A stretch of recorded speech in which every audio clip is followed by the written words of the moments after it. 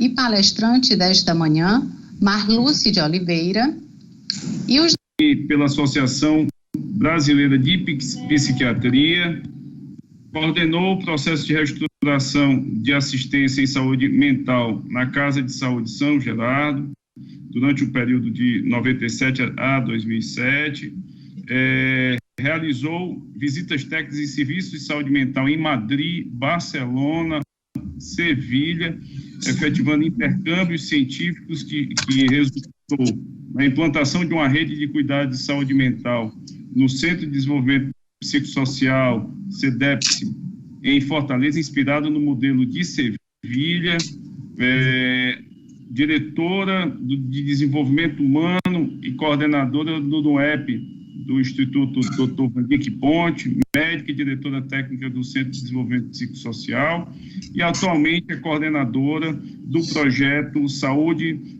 Integral e Programa de Saúde Mental.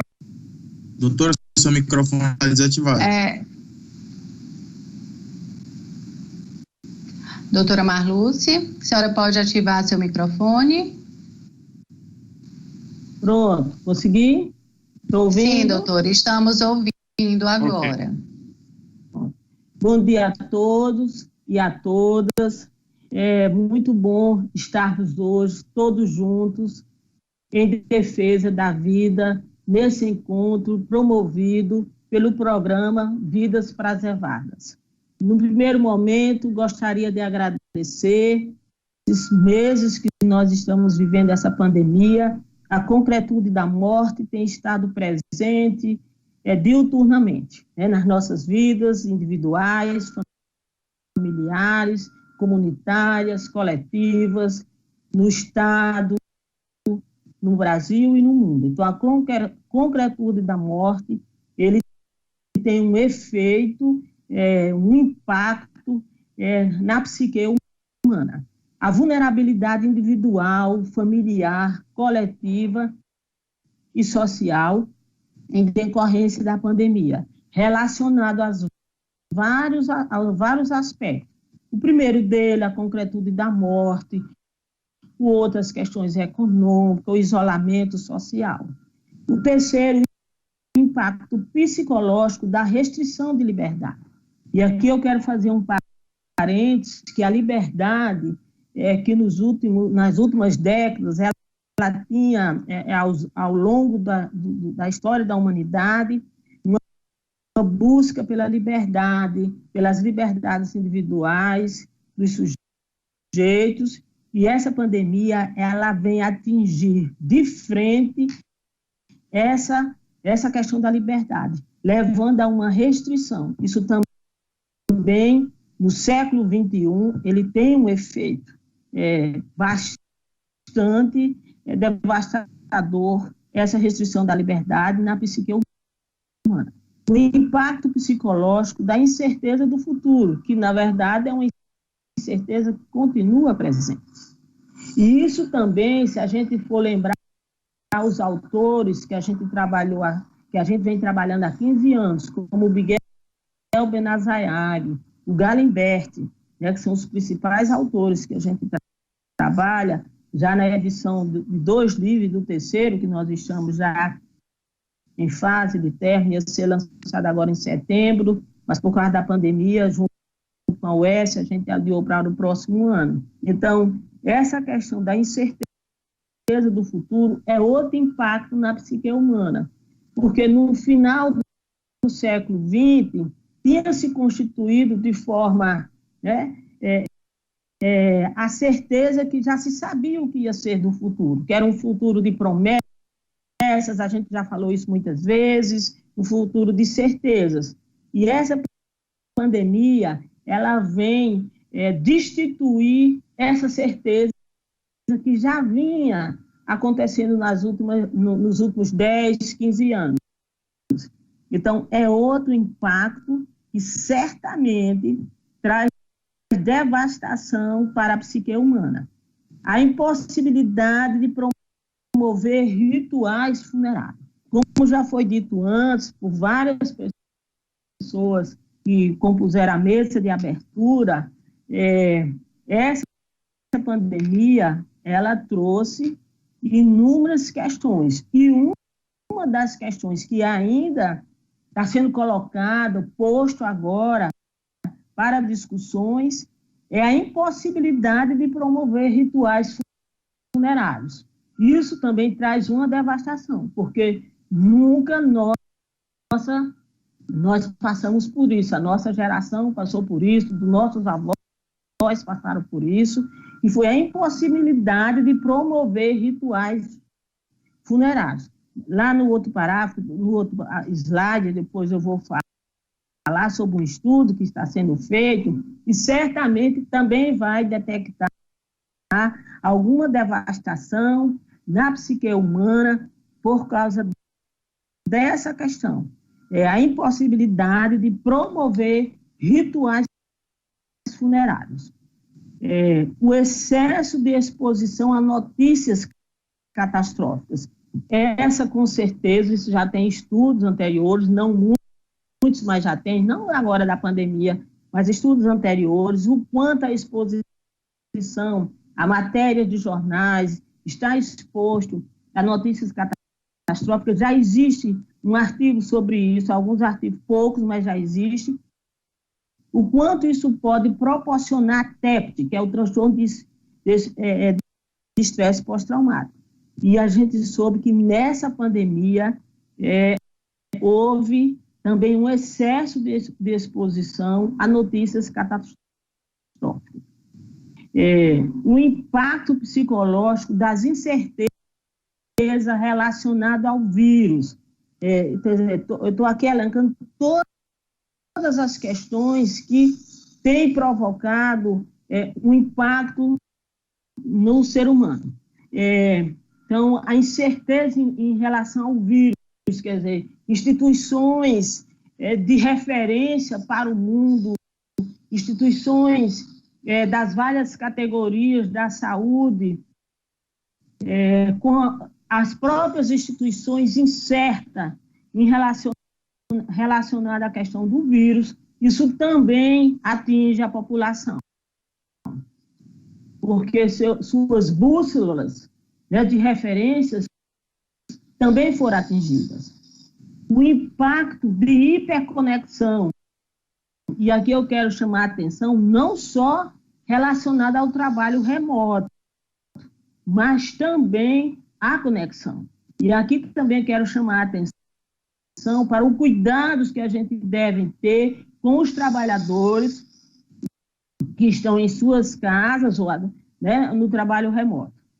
É o desamparo humano, quer dizer, todos esses itens que eu coloquei anteriormente, tendo como efeito, tendo como consequência o desamparo humano. Nós ainda estamos no início das pesquisas relacionadas a essa pandemia, mas estudos anteriores, em pandemias passadas, já mostra o aumento do transtorno mental. E aqui eu quero citar duas que eu encontrei citações. O Ebola na África, em 2014, e a SARS na China, em 2002. Só que a gente já pode fazer uma estimativa, uma visualização. Se essas epidemias foram mais localizadas, como será o efeito dessa pandemia, que ela teve um efeito global? Se estima que ela deverá ser mais impactante e mais devastadora. E quais os sintomas comuns? Agora vamos para o quarto slide. Quais os sintomas comuns? Quais os sintomas mais observados?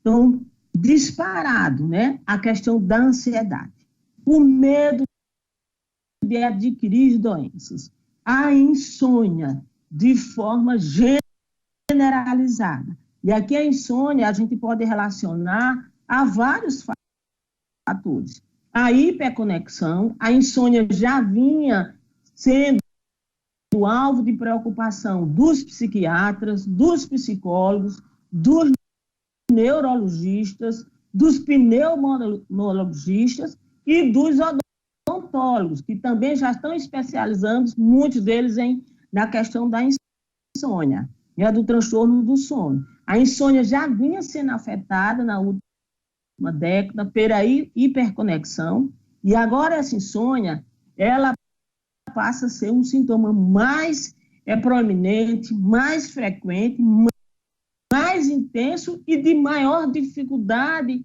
de corrigir a arquitetura natural do sono. E aí a gente quer alertar alguns, né, dos fatores que estão relacionados a essa insônia, além desses todos que nós já citamos. É a falta da higiene do sono, né, que é muito importante que as pessoas passem, agora que passou, né, pelo menos a gente acha, né, as estatísticas mostram, as pesquisas mostram, os índices mostram que a gente está no declínio da curva da pandemia, que tenhamos é importante que a gente tenha mais cuidado com o nosso sono, que sejamos mais atentos à higiene do sono, que é se desconectar. Eu sempre recomendo a partir das 21 horas, né, fazer várias atividades que possam ajudar na arquitetura do sono, como acupuntura, meditação, yoga, evitar resolver conflitos a partir das 21 horas. Então, a insônia é um dos sintomas, ele está semelhante ou pior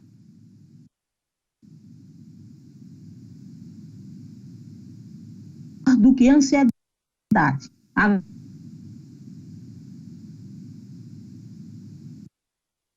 As pessoas podem usá-lo como sedativo, como um pseudo-sedativo. É como um pseudo-ansiolítico. E aí é um risco muito grande para se tornar dependente. Frente à ansiedade, frente à insônia, às vezes as pessoas têm uma tendência a fazer uso do álcool. Vou usar aqui, tomar uma cervejinha, tomar uma cachaçinha, tomar um vinho.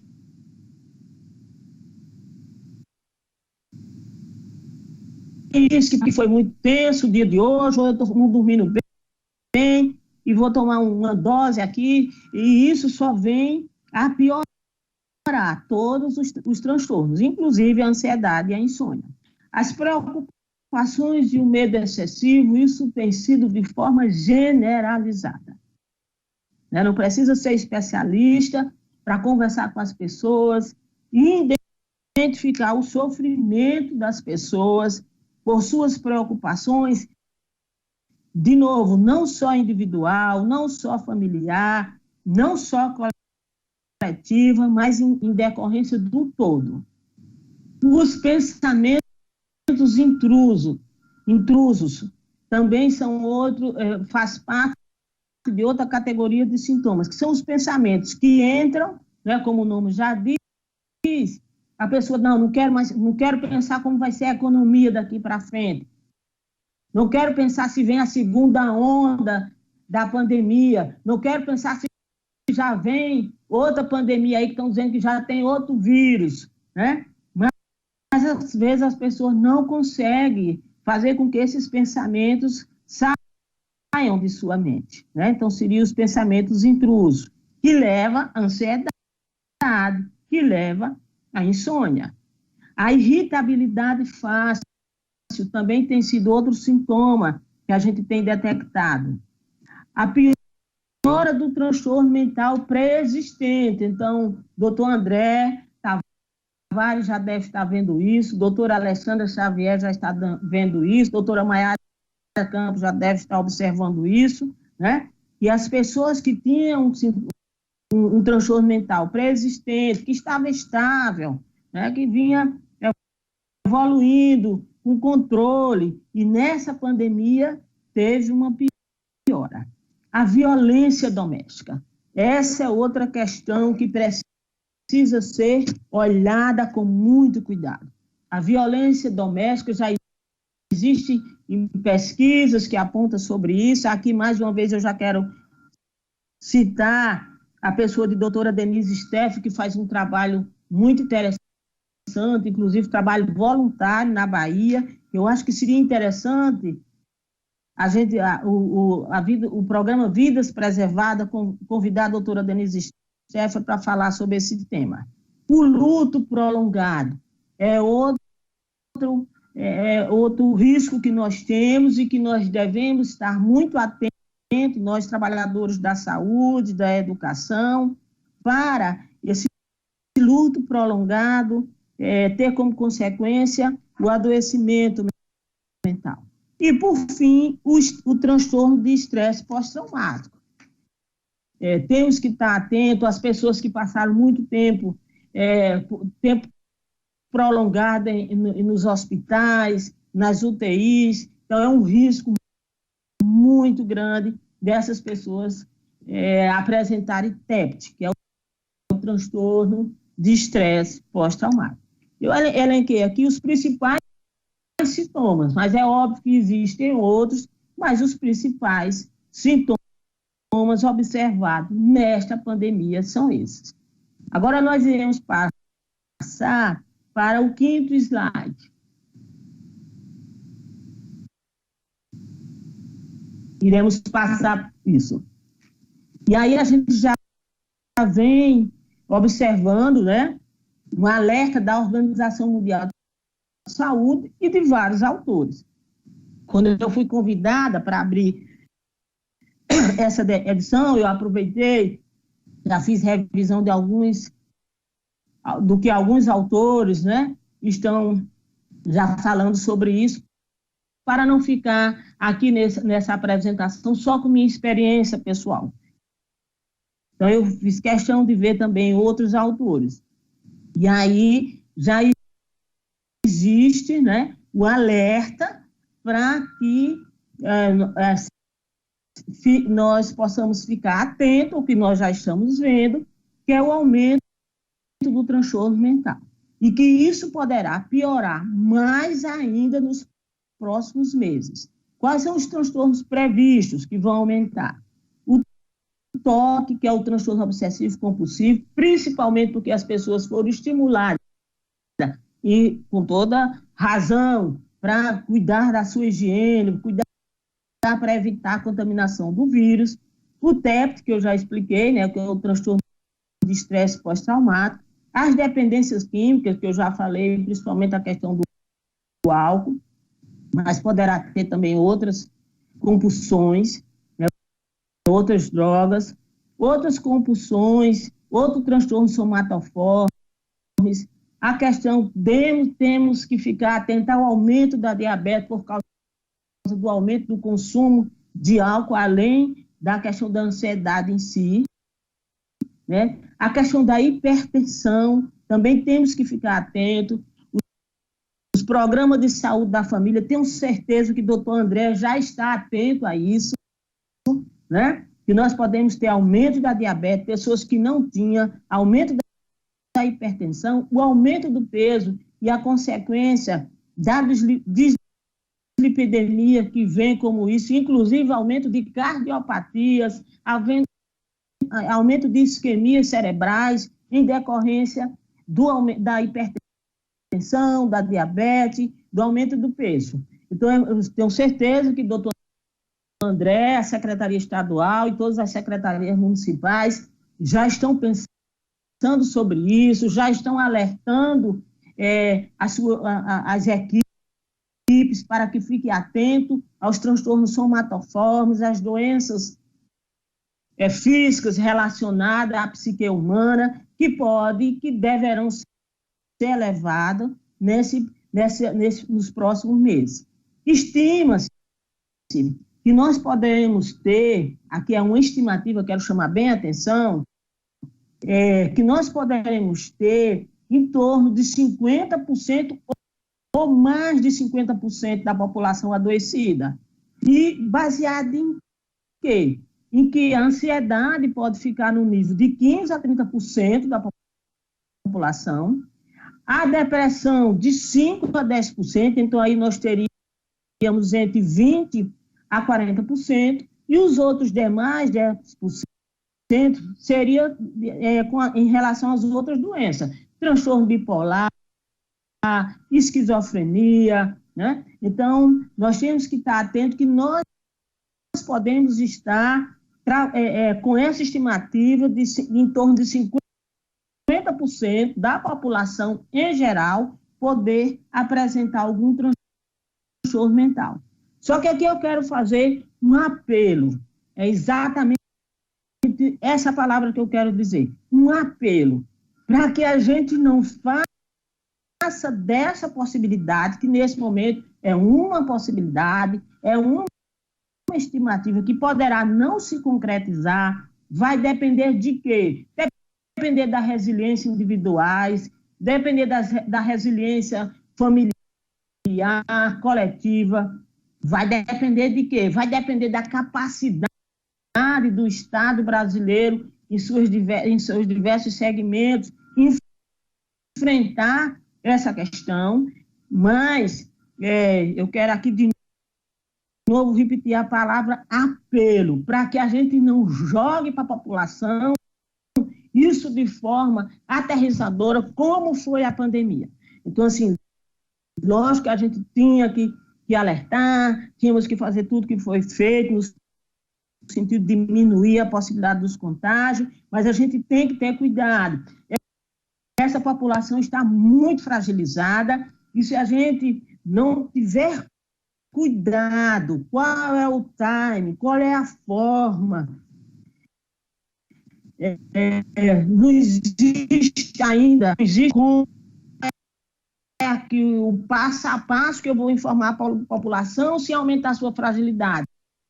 Qual é o passo a passo que eu vou informar a população sem criar mais desamparo humano? Não temos ainda esse passo a passo. Mas eu já deixo aqui, para o Vidas Preservadas, esse desafio, né, que convide os especialistas. Deixo aqui para você, André, deixo aqui para você, doutora Alexandra, doutora Maiara, que a gente possa levar isso para os lugares mais remotos, para a rede da forma mais capilarizada possível.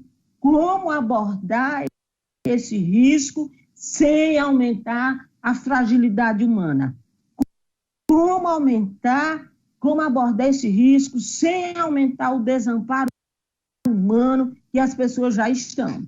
Então, a gente precisa ter muito cuidado, porque senão, ao invés de a gente ajudar nesse período, a gente vai estar piorando. Então, aqui a gente tem que ter muito cuidado como fazer isso.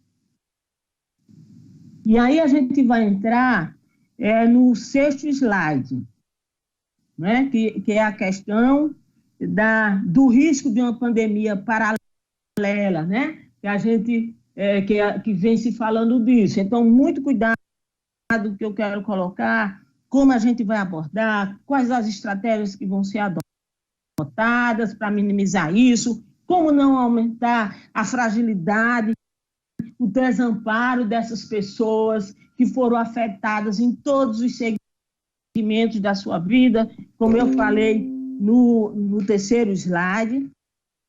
Então, a gente tem que ter muito cuidado. Nós temos a área, né, o campo, todo o campo psi, tem que ter muito cuidado sobre isso. E aí nós vamos para o 6º slide.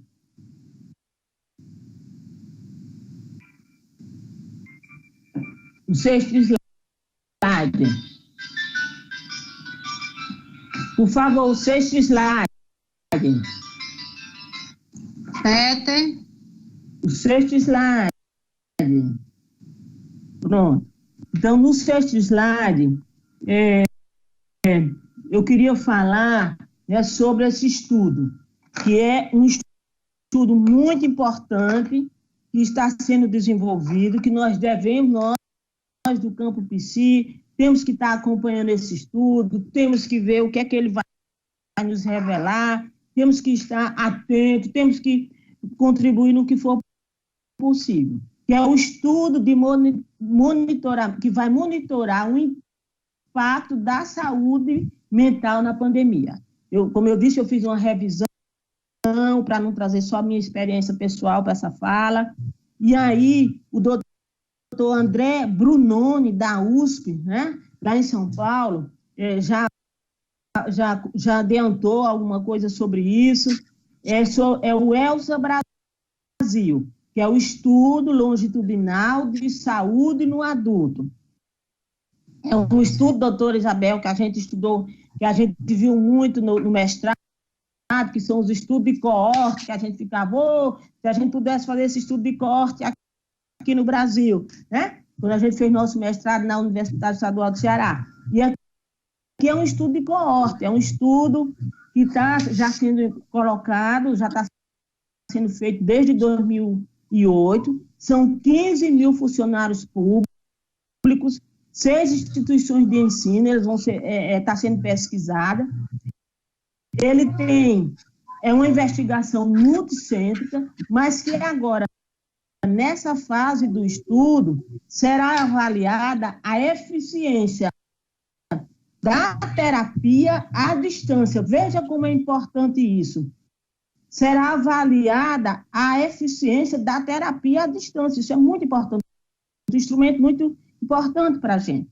Vai ser avaliado também a psicoeducação para manejo da ansiedade e do estresse. Também isso é um dado muito importante para a gente no campo psi, para a gente no campo da educação. Então, acho que nós devemos ficar atentos a esse estudo, observar, por que não sonhar? Por que não sonhar que a gente pode fazer algum estudo, se não nesse montante que esse estudo está sendo feito com vários estados brasileiros, mas por que não sonhar fazer algum estudo nesse sentido, doutora Alexandra, doutor André, aqui no estado do Ceará, mesmo que não seja num montante como esse, de 15 mil pessoas, mas fazer um estudo de coorte, também podemos pensar alguma coisa disso. E aí a gente vai para então é muito importante que a gente fique atento a esse estudo, que a gente observe esse estudo e, né, o que esse estudo vai apontar para nós todos. E aí a gente vai falar no 7 slide, o 7, né, a prevenção do suicídio. E aqui eu quero colocar, mais uma vez, o que eu venho falando desde 2005.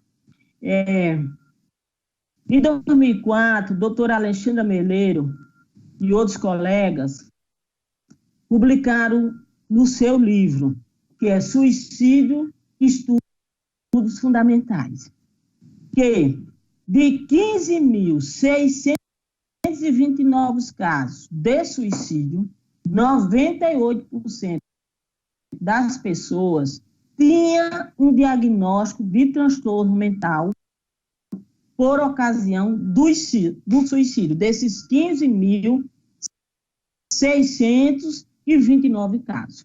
Os outros 2%, eu não coloquei aqui pela questão do tempo, mas eles dizem que não sabem se a pessoa não tinha ou não foi identificada. Então, eu trago esse estudo, já sempre eu apresento esse estudo da doutora Alexandrina Meleiro, e mais uma vez eu coloco. Qual a melhor e mais eficaz estratégia de prevenção do suicídio? É simples a resposta. A organização dos serviços, a organização da rede de saúde, a organização da rede de saúde mental, assim como a facilidade do acesso.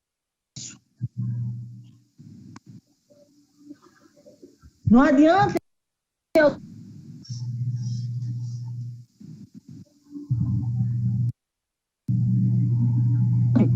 leva de 6 meses a 1 ano para não adianta. Por quê? Porque 6 meses a 1 ano, todos nós sabemos. É ter paciente se suicidar. Então, a melhor forma de prevenção, de estratégia de prevenção de suicídio, continua sendo a organização dos serviços e da rede de saúde mental. E a facilidade do acesso, assim como o monitoramento dessas pessoas que apresentam risco. É claro que a ampliação, né, a capilaridade dessa rede com outras redes, como a educação, a assistência social, a segurança, né, ela é muito importante. Mas o centro da prevenção, qualquer estudo vai mostrar, é a organização dos serviços e da rede. Por fim, iremos, né, vou conseguir cumprir meu tempo, iremos para o 8º slide. Nossa experiência profissional e pessoal durante a pandemia.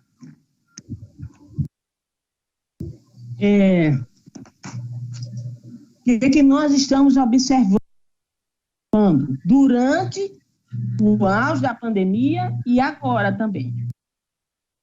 O adoecimento da população em geral, diversas faixas etárias, trabalhadores da saúde, outras categorias de trabalhadores. Agora, queremos aqui ressaltar, destacar a criatividade da população. Quero aqui dar alguns exemplos, né? Tapetes higienizados, totens de álcool gel, rapidez com que a população confeccionou e distribuiu máscaras comunitárias. Isso mostra o quê? Isso mostra que a nossa população, ela tem capacidade de resiliência. Por isso que eu trouxe esses exemplos, que mostra que ela tem capacidade de resiliência. O altruísmo individual e coletivo, né?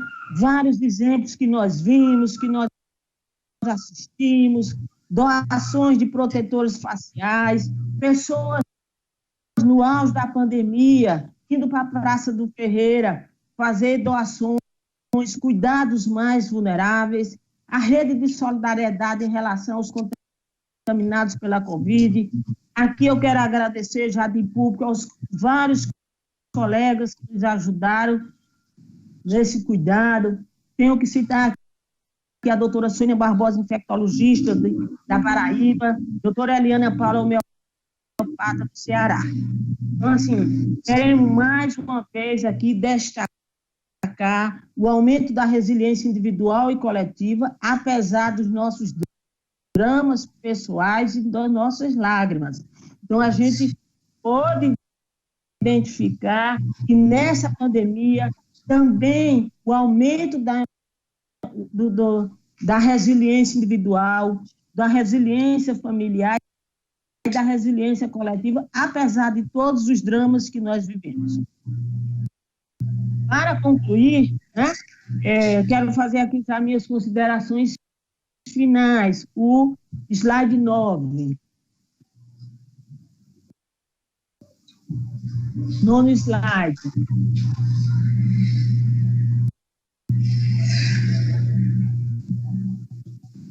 O nono slide. Então, assim, nesse momento, gostaria de citar o Viktor Frankl, que já nos descrevia desde a década de 50 que o ser humano é constituído em 3 dimensões. A dimensão orgânica, que foi devastada pelo Covid, a dimensão psicológica, psicossocial, que foi a ambiente da pandemia,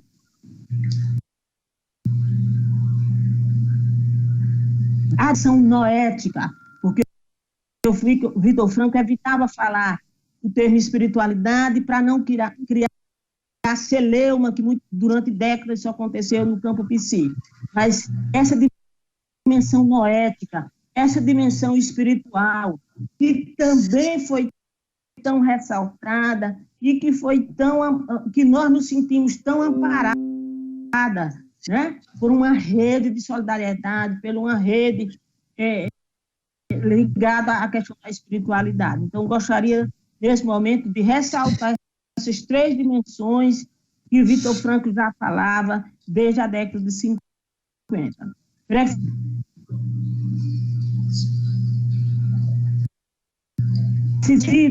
Para o que vivenciamos, e nesse momento, precisamos mais do que nunca inovar em nosso trabalho e romper a fragmentação dos saberes para sermos mais efetivos nas nossas práticas, como nos lembra Aminda Rodrigues. Precisamos mais do que nunca, como nos ensina Jacques Sampaio, Luciana Mesquita, José Maria Ximenes, de integração e qualificação das equipes que trabalham em serviços de saúde, especialmente serviços de saúde mental, com base no desenvolvimento de um projeto ético, político, direcionado à construção de uma boa prática clínica, articulada à melhor utilização dos recursos humanos disponíveis. Precisamos evitar reproduzir condutas mecânicas e refletidas, dissociadas de seus reais lugares profissionais, como nos lembra Patrícia Lemos. Precisamos aprofundar o que nos propõe Miguel Benazayag em relação aos desafios da terapia situacional, uma terapia centrada no presente, reconhecendo o não saber, entre aspas, e como avançar nesse contexto. Gostaria de ir para o slide 10.